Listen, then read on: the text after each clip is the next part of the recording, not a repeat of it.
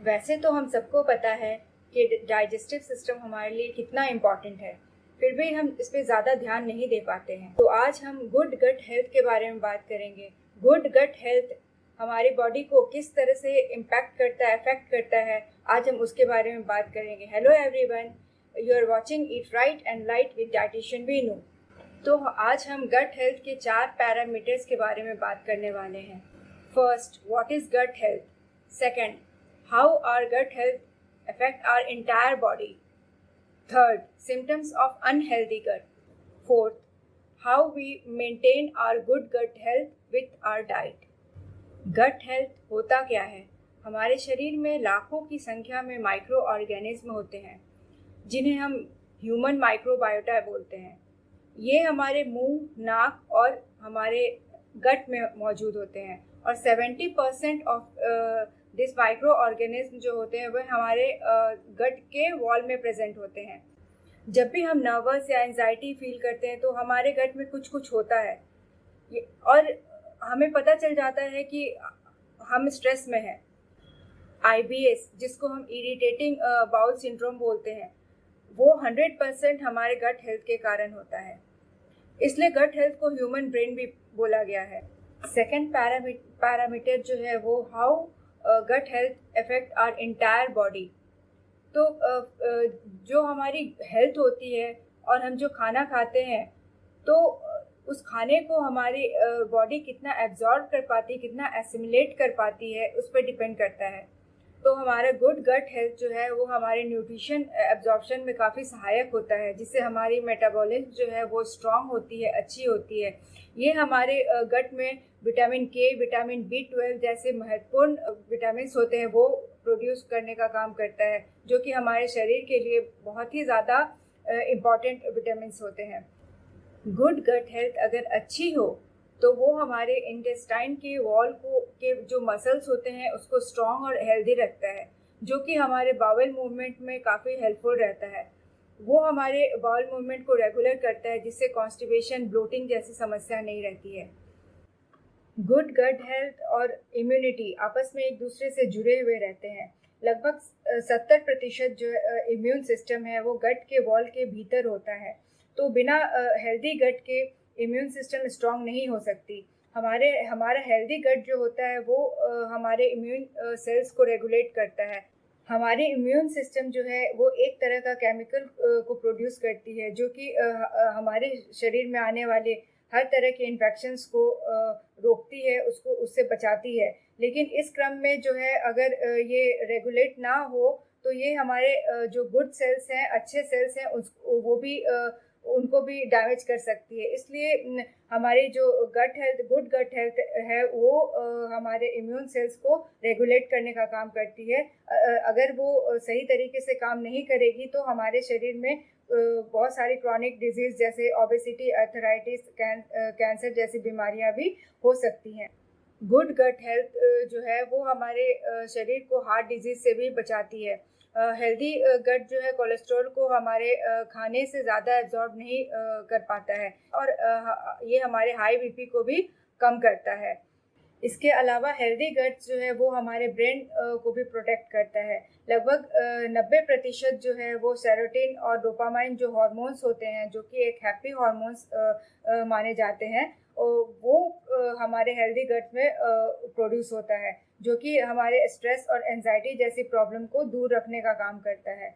हमारा healthy gut जो है वो हमारे माइंड और बॉडी को कनेक्ट करता है। इस तरह से हमारा गट फ्लोरा अगर सही होगा तो हमें मोटापे, दिल की बीमारियां और डायबिटीज़ और कैंसर जैसी बीमारियां हमसे दूर रहेंगी।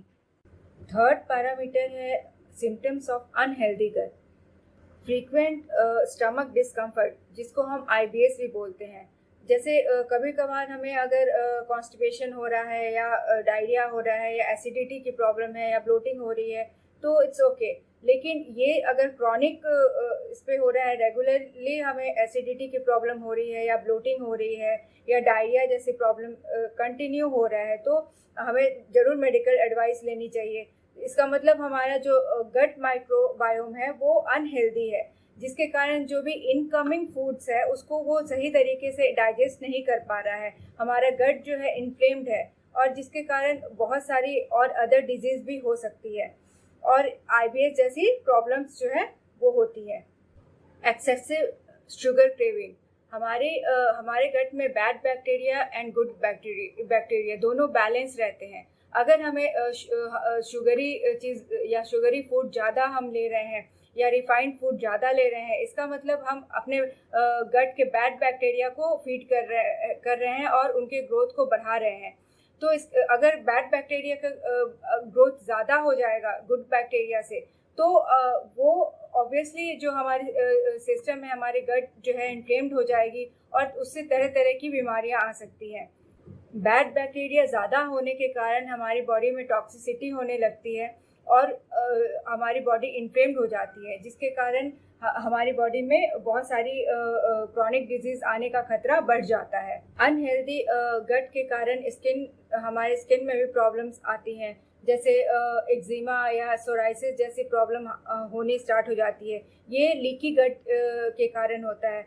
ये लीकी गट क्या होता है? लीकी गट वो होता है जिसमें अनडाइजेस्टेड फूड जो होते हैं, फूड पार्टिकल्स और टॉक्सिन्स जो होते हैं, वो हमारे इंटेस्टाइन से लीक होकर हमारे ब्लड में आ जाती हैं, जिसके कारण जो है ईचिंग जैसी, एक्जिमा जैसी प्रॉब्लम जो है स्किन में स्टार्ट हो जाती है।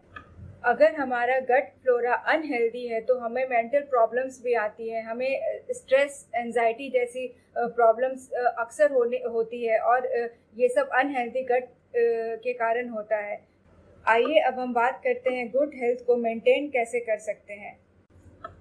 डाइट इन डाइवर्सिटी, हमारी जो गट फ्लोरा है उसमें बहुत सारे डिफरेंट माइक्रोब्स होते हैं, बैक्टीरियाज होते हैं। उन डिफरेंट टाइप के माइक्रोब्स के लिए डिफरेंट टाइप्स के न्यूट्रिएंट्स की रिक्वायरमेंट होती है। इसलिए अगर हम ग्रेन में सिर्फ रोटी और चावल लेते हैं तो रोटी और चावल के अलावा हमें मिलेट्स भी इंक्लूड करना चाहिए अपने डाइट में। इसके साथ ही जो भी हम दाल लेते हैं, तो जैसे एक या दो ही टाइप के दाल को इंक्लूड नहीं करना चाहिए। डिफरेंट टाइप की लेग्यूम्स हैं, बहुत सारे दाल्स जो हमारे कंट्री में हैं, उन सबको अपने खाने में इंक्लूड करना चाहिए। डाइवर्सिटी ऑफ फूड जिसको बोलते हैं वो हमारे प्लेट में होना चाहिए। इसी तरह से जो भी हम फ्रूट्स और वेजिटेबल्स खाते हैं वो सीजनल होना चाहिए, लोकल होना चाहिए और डिफरेंट टाइप्स के, जितने कलरफुल आपका प्लेट होगा उतना ही ज़्यादा डाइवर्सिटी होगा आपके फूड में और उतना ही ज़्यादा डाइवर्सिटी ऑफ माइक्रोब्स होंगे और उनको डिफरेंट टाइप के न्यूट्रिएंट्स जो है वो मिल पाएगा। इसके साथ ही नॉन वेजिटेरियंस जो लोग हैं वो लोग भी अपने फूड में जो है वेजिटेबल्स और फ्रूट्स ज़रूर इंक्लूड करें, क्योंकि जो प्लांट फूड होता है उसमें फाइबर बहुत ज़्यादा होता है और जो कि हमारे गुड गट हेल्थ के लिए काफ़ी अच्छा होता है। सेकंड है प्रीबायोटिक्स एंड प्रोबायोटिक्स फूड। तो प्रोबायोटिक्स फूड वो होते हैं जिनमें लाइव बैक्टीरिया होता है और जो फर्मेंटेड फूड्स होते हैं, जैसे दही हुआ, कंजी हुआ या किमची हुआ या बहुत सारे जो फर्मेंटेड फूड्स जैसे इडली, डोसा, ढोकला, ये सब हुआ, ये प्रोबायोटिक्स फूड्स होते हैं। तो ये हमारे हेल्दी गट्स के लिए और उनको मेंटेन रखने के लिए काफ़ी हेल्पफुल होता है। ड्यूरिंग फर्मेंटिंग इसमें जो है फॉलिक एसिड और विटामिन बी जैसे न्यूट्रिएंट्स भी प्रोड्यूस हो जाते हैं, जो कि हमारे हेल्दी गट्स के लिए बहुत ही अच्छा माना जाता है। अब प्रीबायोटिक्स जो फूड होते हैं वो हमारे गट माइक्रोब्स के ग्रोथ में काफ़ी हेल्पफुल माना जाता है और वो एक तरह से जो गट माइक्रोब्स है उसका खाना होता है। तो प्रीबायोटिक फूड्स जो है वो सारे फूड्स होते हैं जिसमें फाइबर कंटेंट होते हैं, जो हमारे सेल्स जिसको डाइजेस्ट नहीं कर पाते हैं और जो गुड बैक्टीरिया है वो आसानी से उसे डाइजेस्ट कर सकते हैं। तो प्रीबायोटिक्स फूड जो होते हैं मेनली बनाना, जो रॉ बनाना होता है उसमें होता है, राइस जो होता है, राइस, पोटैटो, सागो, इन सब में बहुत ज़्यादा और बहुत अच्छे टाइप के, अच्छे क्वालिटी के प्रीबायोटिक्स फूड माने जाते हैं। और इसके साथ साथ अनियन, गार्लिक, ये सब भी जो है वो प्रीबायोटिक फूड में ही आता है। तो ये सारे जो फूड्स है वो एक तरह से रेजिस्टेंट स्टार्च वाले फूड होते हैं, जो कि हमारे गुड बैक्टीरिया को मेंटेन करने में काफ़ी हेल्पफुल होता है। ये प्रीबायोटिक्स एंड प्रोबायोटिक्स जो होते हैं वो एक दूसरे से जुड़े हुए होते हैं। एक गुड बैक्टीरिया को बढ़ाता है तो दूसरा इसका खाना है। तो अगर आप अपने पेट के तमाम एंजाइम्स और माइक्रोबायोम को बैलेंस रखना चाहते हैं तो अपने खाने में प्रीबायोटिक्स एंड प्रोबायोटिक्स को डेली डाइट में ज़रूर इंक्लूड करें। इसके साथ ही मशरूम को अपने डाइट में ज़रूर इंक्लूड करना चाहिए। इसमें बीटा ग्लूकेन होता है जो कि हमारे गट हेल्थ के लिए काफ़ी अच्छा माना जाता है। इसके साथ ही जो एंटी एसिड्स है उसके कंजम्पशन को या उसको ओवरडोज नहीं लेना चाहिए। और जो भी हम एंटीबायोटिक्स ले रहे हैं तो उसके साथ साथ हमें प्रोबायोटिक्स जैसे फूड को ज़रूर शामिल करना चाहिए। गुड गट हेल्थ के लिए इन सब के अलावा गुड क्वालिटी स्लीप और स्ट्रेस फ्री लाइफ बहुत ज़रूरी होता है। स्ट्रेस ज़्यादा रहेगा तो हमें शुगर क्रेविंग ज़्यादा होगी और शुगरी फूड हम खाएंगे तो उससे बैड बैक्टीरिया का ग्रोथ हमारे गट में ज़्यादा बढ़ना शुरू हो जाएगा, जिसके कारण हमारी बॉडी इन्फ्लेम्ड हो जाएगी और बहुत सारी अन्य जो बीमारियां हैं वो आने के चांसेस बढ़ जाते हैं। इसलिए गुड गट हेल्थ जो है वो हमारे मेंटल हेल्थ और फिजिकल हेल्थ दोनों को प्रोटेक्ट करता है। इसलिए healing the gut, healing the body.